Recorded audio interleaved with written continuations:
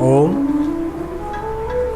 आज मैं आपको शुगर के बारे में, कुछ योग और आसन के बारे में, प्राणायाम के बारे में बताऊंगा। आज के इस प्रदूषित वातावरण में हमारा खान पान, रहन सहन सब प्रदूषित हो चुका है।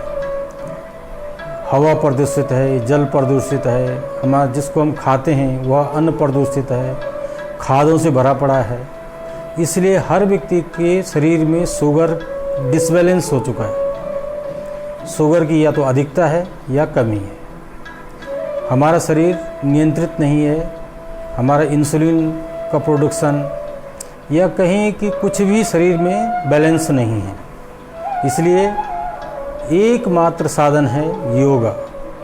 आप दवाई खा करके अपने शरीर को कुछ देर के लिए ठीक कर सकते हैं, लेकिन क्योर नहीं कर सकते। तो योग ही ऐसा एक साधन है जो अगर आप नियमित करें और 1 घंटा केवल अपने लिए निकालें, पूरे 24 घंटे में इस शरीर के लिए, जिस शरीर से सारे कर्म होने हैं, उस शरीर के लिए 1 घंटा अपने लिए ज़रूर निकालें और योगासन ज़रूर करें। तो सर्वप्रथम हम अपने आसन करेंगे या प्राणायाम करेंगे। उसके लिए शरीर को जॉगिंग के माध्यम से, सूक्ष्म व्यायाम के माध्यम से वार्म अप जरूर करें। एकदम से न बैठें तो हो सकता है कि उसके कुछ दुष्परिणाम आए, जैसे कोई नस चढ़ जाए या कहीं पर कोई दर्द हो जाए, कोई शरीर को कोई अंग ऐसा हो जिससे आपका उससे जॉगिंग न होने से या वार्म अप न होने से उसका दुष्परिणाम सामने आए। इसलिए आपसे निवेदन है कि आप चाहे आप योगा करें, चाहे आसन करें, तब चाहे प्राणायाम करें, कुछ भी करें, शरीर को वार्म अप होना बहुत ज़रूरी है। तो सर्वप्रथम हम जो योग के लिए सबसे सरल और सबसे सहज और सबसे कारगर, जो योग में सबसे शुगर के लिए सबसे ज़्यादा फायदेमंद आसन है, वो है मंडूक आसन। तो हम पहले बैठेंगे यूँ पाँव पीछे करके, इस तरीके से बैक साइड में ये ऐसा बैठना है और ये अपनी थाई इसके ऊपर लगानी है, ऐसे इस तरीके से बैठना है, हाथ घुटने के ऊपर। तो ये मंडूकासन करेंगे। मंडूकासन में सर्वप्रथम तो इस तरीके से बैठना है और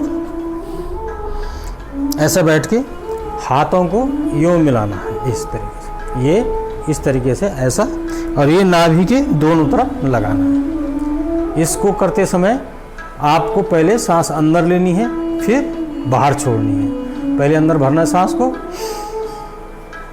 फिर पूरी सांस को बाहर छोड़ना है। ये अंदर जाना चाहिए। और तब आपने जब सांस बाहर छोड़ा तो आगे की ओर झुकना है।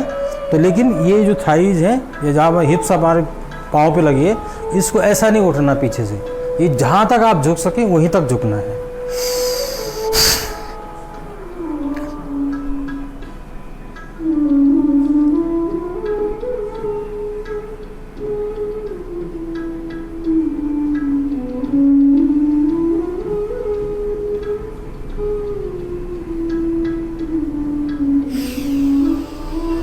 सांस भरते हुए वापस इस प्रकार करना है, ऐसा ये इस तरीके से इसको मिलाना है। और नाभि के अगल बगल लगाना है, नाभि के, बाकी ऊपर नीचे नहीं, नीचे गिर के, और नाभि के, अपने नाभि केंद्र को अंदर खींचते हुए तब आगे की ओर झुकना है। तो ये पहला चक्र है। दूसरा, दाएं हथेली नाभि के ऊपर, फिर बाएं हथेली उसके ऊपर, ऐसा फिर वही करना है। अंदर सांस भर के बाहर सांस को छोड़ना है।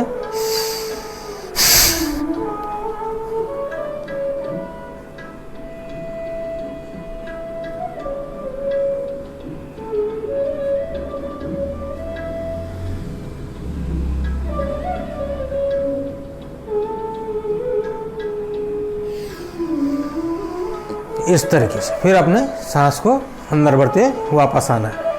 पहला ऐसा, इसको भी कम से कम 5 बार, इस तरीके से ये भी 5 बार। फिर बाएं हथेली अंदर और दाएं उसके ऊपर, नाभि के ऊपर टिकाना दोनों हथेलियों को। और जब बाएं हथेली अंदर हो तो हमारे इसका बाएं साइड में पेंक्रियाज होता है, तो बाईं तरफ इसका बहुत ज़्यादा कारगर असर पड़ता है। पेंक्रियाज से ही इंसुलिन का प्रोडक्शन होता है। तो अगर आपका आग्नेयाशय में इंसुलिन का प्रोडक्शन होगा तो आपको शुगर हो ही नहीं सकता। और ये है कि शुगर की अधिकता हो या कमी हो, शुगर या आपके शरीर में बढ़ जाए या घट जाए, दोनों ही रूप में हानिकारक है। शुगर बैलेंस होना चाहिए, हमारी जो जितनी हमारी कोशिकाएं हैं वो बिल्कुल पुष्ट होनी चाहिए। तो इसलिए ये सबसे महत्वपूर्ण और सबसे कारगर आसन है। तो फिर इसको वैसे ही करना है।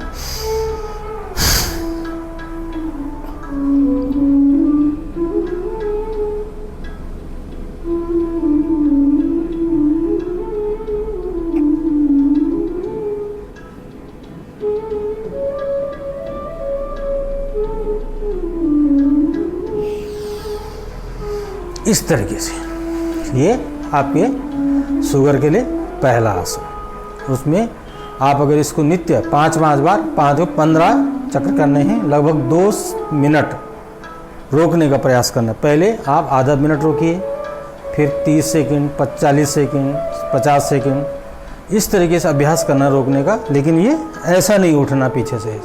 फिर दूसरा है शशकासन। शशकासन कैसे? ऐसे अपने हाथों के पीछे की सांस अंदर भरी, फिर खाली करते हुए ऐसे। जब तक नीचे रहेंगे तब तक सांस को रोक के रखना, अंदर लेना नहीं है। कुछ देर ऐसे टिक करके फिर धीरे धीरे वापस। इसको भी कम से कम 10 बार करें। रोज करना है, सुबह शाम करना है, खाली पेट करना है। खाने के या तो प्रातःकाल करो या खाने के 4-5 घंटे बाद इसको रोज करना है। उसके बाद क्या आएगा? वक्रासन। वक्रासन कैसे करना है? अब आपने पांव सीधे किए ऐसे और हथेली यूँ पीछे की ओर, इस तरीके से। अब इसमें हथेली को ये भाग पीछे की ओर, अब सीधे करना है। दाहिना घुटना अंदर मोड़ेंगे इस प्रकार से, ऐसे, ठीक है। और ये जो घुटना ऊपर, उसका हाथ पीछे इस तरीके से, और ये हाथ घूमेगा इस तरीके से, और ये दूसरा घुटना पकड़ना है इसे, और ये हाथ पांव बिल्कुल सीधा, और सांस रोक के रखनी है इस तरीके से।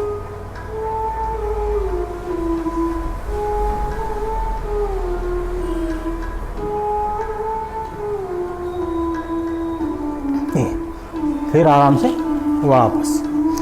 ऐसा ही दूसरी तरफ भी करना है, ऐसा। अब जो याद रखें, जो घुटना ऊपर रहेगा उसका ही हाथ, बाकी हाथ पीछे, और ये जो घुटना ऊपर उसका हाथ पीछे, इस तरीके ऐसे। और ये हाथ उठेगा दूसरी तरफ से यूँ, और ये पकड़ना है ये ऐसे, और ये पीछे की ओर देखना, गर्दन पीछे की ओर झुकी रही। सांस को रोके रखना है।